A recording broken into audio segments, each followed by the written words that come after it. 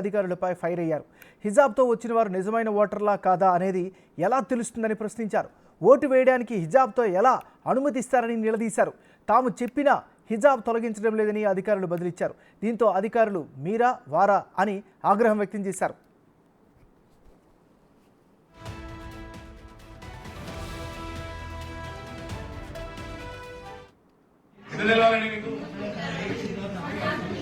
ఓటేయడానికి ఎవరు వచ్చిండ్రు ఎట్లా తెలుస్తుంది మీకు? ఎట్లా తెలుస్తుంది మీకు? మీరు ఉల్టా నాకు చెప్తున్నారు ఏంటండి? మీ పేరేందండి?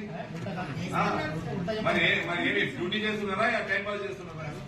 మరి అడగాలండి. మీరు ప్రిసైడింగ్ ఆఫీసర్, వాళ్ళు ప్రాబ్లం చెప్తున్నారు ఓటే చేస్తారా? ఇప్పుడు మన ఓటరా కాదా ఎట్లా తెలియాలి మీకు? మరి ఎట్లా తెలియాలండి మీకు? ఓటేయడానికి ఎవరు వచ్చిండ్రు ఎట్లా తెలుస్తుంది మీకు? ఎట్లా తెలుస్తుంది మీకు?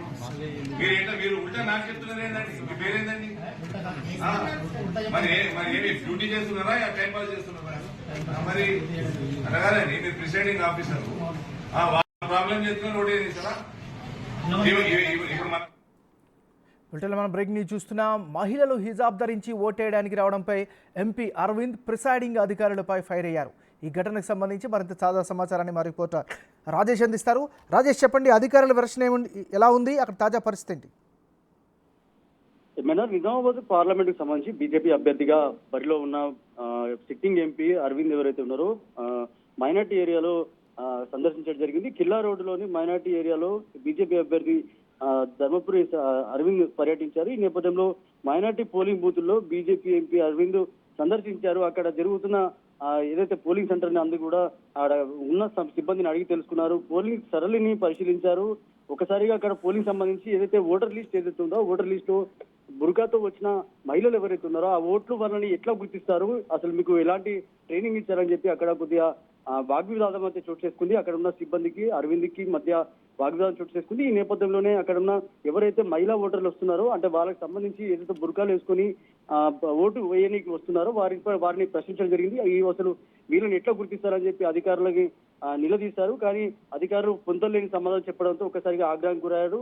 అంతేకాకుండా అక్కడున్న పోలీసులపై కూడా తీవ్ర ఆగ్రహం వ్యక్తం చేశారు ఎంపీ అరవింద్. ఎందుకంటే అక్కడ స్థానికులు అంటే ఆ మైనార్టీ ఏరియాలో అసలు ఓటు లేని వాళ్ళు కూడా అంటే ఓటు వేసిన వాళ్ళు ఇక్కడ చుట్టుపక్కల క్యాంపెయినింగ్ చేస్తున్నారనే కోపంతో అక్కడ ఉన్న పోలీసు సిబ్బందిపై కూడా ఆగ్రహం వ్యక్తం చేశారు. దీనిపై కంప్లైంట్ చేస్తారని కూడా చెప్పారు. కలెక్టర్ కి మాట్లాడతారని చెప్పారు. అక్కడ ఉన్న సిబ్బందిపై తీవ్ర ఆగ్రహం వ్యక్తం చేశారు. బుర్గాలో వస్తున్న ఓటర్లు ఎవరైతే ఉన్నారో వాళ్ళు నిజమైన ఓటర్లా లేకపోతే నకిలీ ఓటర్లా ఎట్లా తెలుస్తుందని చెప్పే కోణంలో అక్కడ ఉన్న సిబ్బందిపై అయితే ఆగ్రహం వ్యక్తం చేశారు. పోలింగ్ సెంటర్ లో వద్ద ఎవరైతే వ్యక్తులు ఉన్నారో ఆ వ్యక్తులందరూ కూడా బయట పంపించాలని అక్కడ ఉన్న ఏసీపీపై అలాగే పోలీసులపై ఆగ్రహం వ్యక్తం చేశారు. కొద్దిసేపు అక్కడ ఉద్రిక్త పరిస్థితులు నెలకొన్నాయని చెప్పొచ్చు. తర్వాత అక్కడ నుంచి ఎవరైతే కొంతమంది అక్కడ మైనార్టీ యువకులు ఎవరైతే ఉన్నారో క్యాంపెయిన్ చేస్తున్నారనే కోణంలో ఏదైతే ఎంపీ సిటీ అభ్యర్థి అరవింద్ ఎవరైతే ఉన్నారో అక్కడ వారిని ప్రశ్నించడంతో అక్కడ నుంచి వాళ్ళందరూ కూడా తరిమి వేశారు. అక్కడ నుంచి అందరూ చెదరగొట్టారు. కొద్దిసేపు అక్కడ ఉద్రిక్త పరిస్థితులు నెలకొన్నాయి.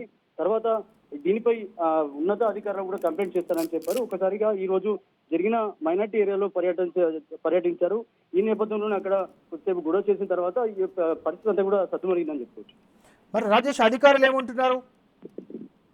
అంటే అధికారులు చెప్తున్నారు అంటే గతంలో కూడా స్టార్టింగ్ నుంచి కూడా గత పార్లమెంట్ ఎలక్షన్ లో కానీ ఈ పార్లమెంట్ ఎలక్షన్ గత పార్లమెంట్ ఎలక్షన్ లో అక్కడ సమస్యాత్మక ప్రాంతం అయి ఉంటుంది. అది అక్కడ చాలా సార్లు కూడా గొడవ జరిగింది. అక్కడ బీజేపీ నాయకుల మధ్య అక్కడ మైనార్టీ నాయకుల మధ్య కొద్దిగా గొడవ జరిగింది గతంలో.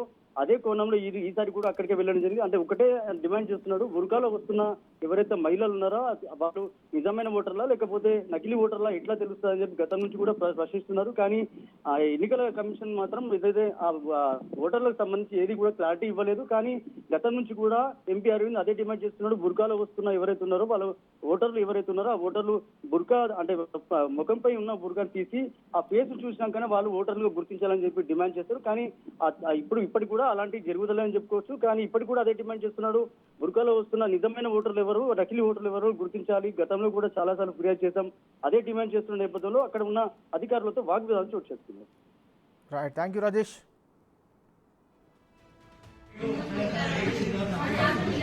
ఓటేయడానికి ఎవరు వచ్చిండ్రు ఎట్లా తెలుస్తుంది మీకు? ఎట్లా తెలుస్తుంది మీకు? మీకు 38 మీకు 44 ఏంటి వయసు మేడం?